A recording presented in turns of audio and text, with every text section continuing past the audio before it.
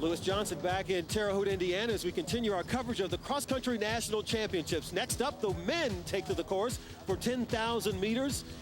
And the course is going to change just a little bit. And for an update on that, here's Carrie Tollefson.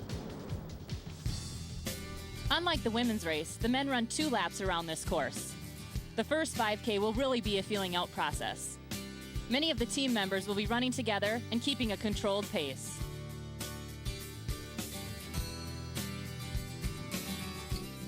At the 6K mark, you enter the tree-lined trail, where the leaders will begin to separate from the pack.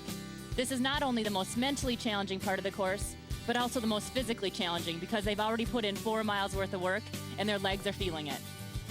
8K is where last year became a 2-man race between eventual champion Josh McDougall and Galen Rupp.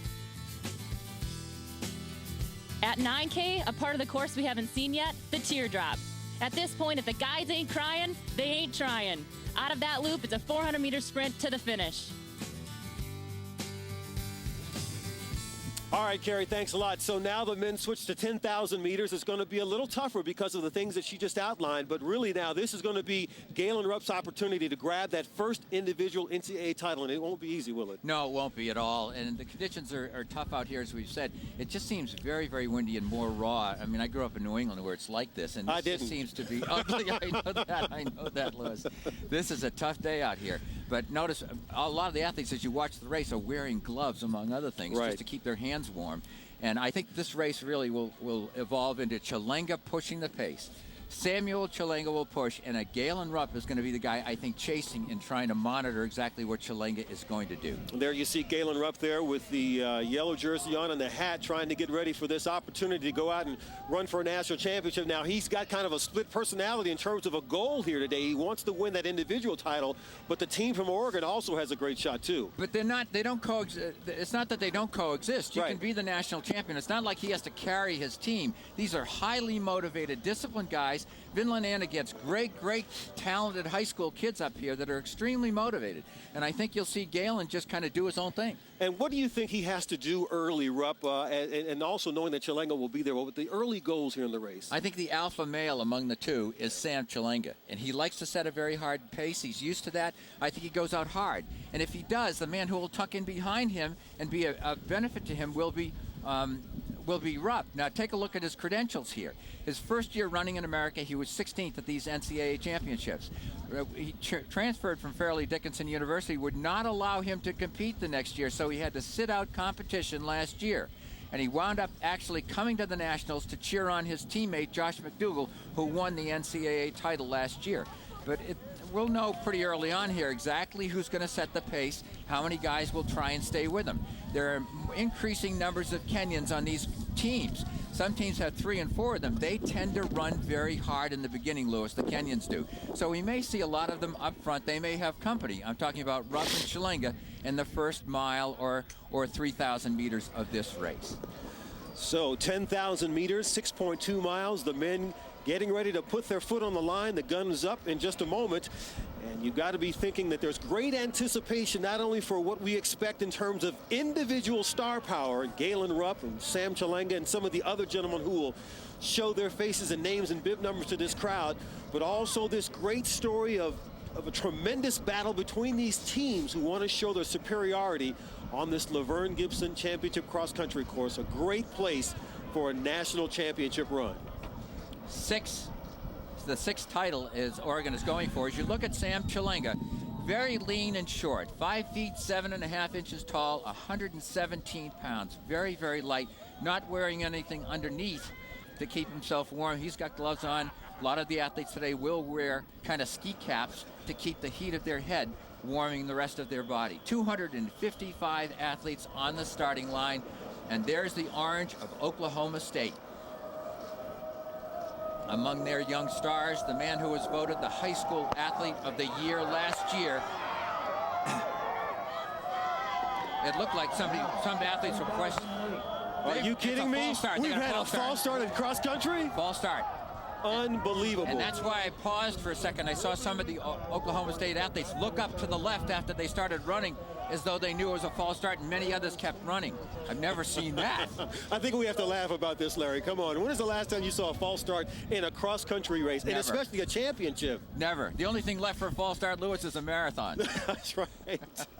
So there'll be a reset here. There's a red flag up, and let's go back and see if we can see what happened. There's the smoke of the gun on the right of your screen, and then the athletes begin to run, and you see a white flag in the back, and then all of a sudden the second gun. Hold on, guys. Stop. Reset. You got to do it again. That starting line has to be 100 yards wide at least. It is.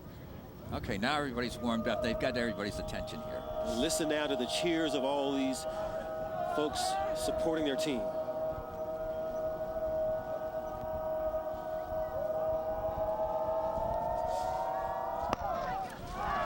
All right, I think we have a fair start now for the men as they now run for an individual and team championship for 10,000 meters here at the Laverne Gibson cross country course in Terre Haute, Indiana. Dazzling display. Now, Larry, they'll make their way on this long stretch, sort of a slight downhill grade now, the first 400 or 500 meters. Just beginning to feel the course, move into it, establish a little bit of position. The tough part of these events, Lewis, is if you don't like it that way, you really have to go out fast. If you're at this level, you're amongst the best cross-country runners in the country, and in some cases all over the world as 18 to 21-year-olds, and they will cover the first 400 meters in probably close to 60 seconds or 62 seconds, and it's on soft grass. You think about some of the storylines in terms of the team. Oklahoma State, the last title was 1954, and out early. Sam Chalanga is out early on the left side of this course with the black hat on. There he is, just running by our camera. He is out. Way out. He started on the far right-hand side in the last grouping over there, and this is amazing. I mean, I'm watching the leg turnover here, folks, and he is easily running 60-second pace here through the first 600 meters. And the obvious question is, where is Galen Rupp? Has Rupp seen this move? Well, we'll see. I mean, you know, if he goes out in 2 minutes, I think Galen lets him go for a while and lets it stretch out a bit. Right, there he is. You see Chalanga, 277 coming right at you on the left part of the screen. He has really made this move early and establishing himself that he is out here to run.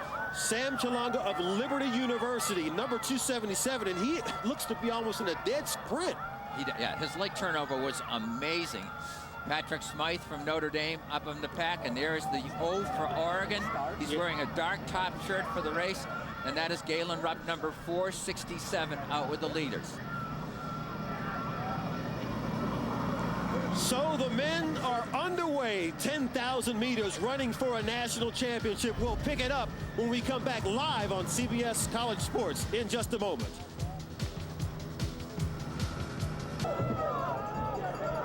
Back in Terre Haute, Indiana, as the men are underway in the cross-country national championships, 10,000 meters, and look at Sam Chalanga of Liberty University.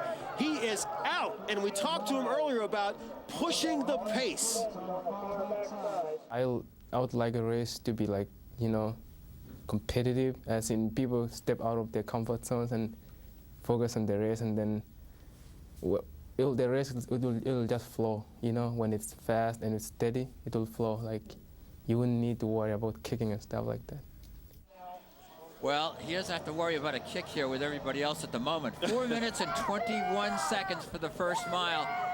The 1,000 meters was covered in something like 2 minutes and 34 seconds, which seems a little fast, and maybe he's slowing down now. He is protected by the trees on this backstretch, as are all of the athletes from the wind out there.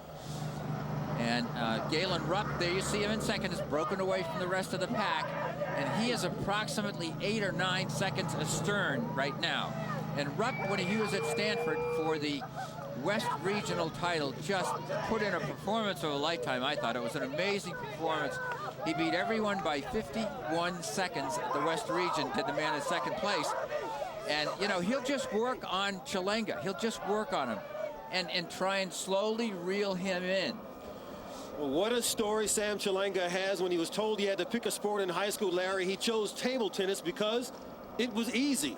Well, here's a guy that could not afford to go to college in Kenya, so he just stayed at home for a while, running family errands, if you will, but somehow got convinced to begin to run. He ended up at Fairleigh Dickinson University in New Jersey.